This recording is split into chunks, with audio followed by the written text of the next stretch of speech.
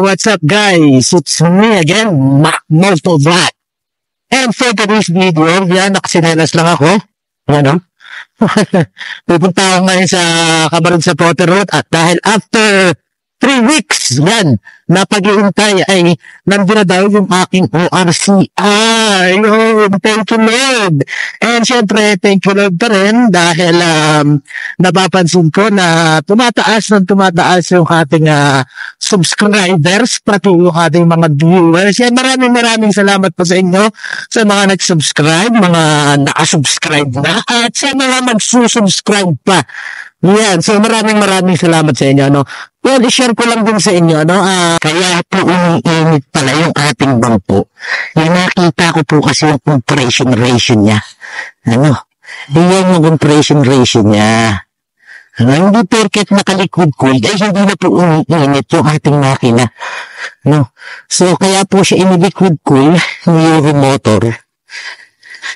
Dahil po yan sa kanyang compression ratio. Kasi ang mataas sa compression ratio,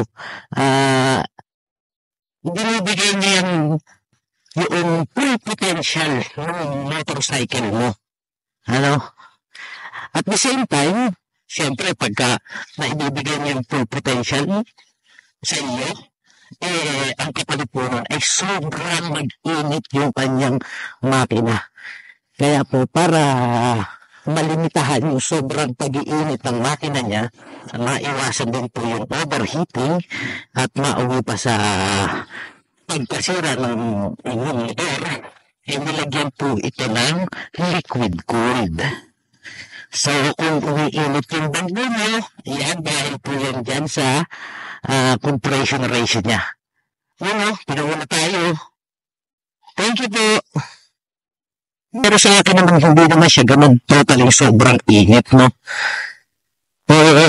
Depende na rin siguro kasi walang ventilation. Pero para sa akin, okay lang naman. As long as wala namang overheating sign na lumalabas sa aking dashboard, walang problema. So, yun lang yun, guys, ano? And update ko kayo mamaya pag nakuha ko na yung aking ORCR. I'm so excited, you know. At saka pagdating pala sa braking system din itong Samurai 155, ano? Okay na okay talaga. Ang ganda ng braking system niya. Handling medyo matagtag kasi hindi ko pa rin kasi binabawasan ng hangin. Sabi naman sa akin ng kapitbahay ko, bawasan ko na ng hangin para hindi daw masyado matagtag. At para yung siya, kasi sabi ko naman, okay lang sa akin naman eh.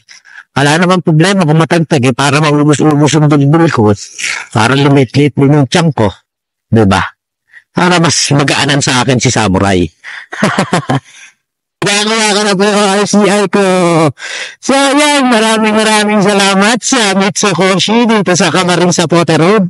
Yan, maraming salamat talaga. Ano yan, nakuha ko agad talaga. Promise ang saya. So yan, kailangan ko pa palang ipaprint yung OR. Tapos yung niya, ibinigay sa akin, isang bond paper. Mami, napakalaki.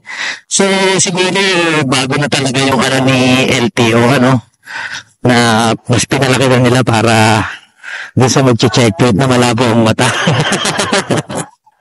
So, yun guys, hanggang dito na lang muna itong video na to, at baka malobat pa ako. So, yan ngayon, nasabi ko naman na kung gusto ko sabihin na kung bakit umiinit dahil nga sa compression ratio ng ating mga motor, no? Lalo na kung ikaw na nanonood, naka-Samurai 155 din, ano? Yan, sa compression ratio po yan. So, yan, muli, ang ganda na lang. This is Mac Motovlog and Shala!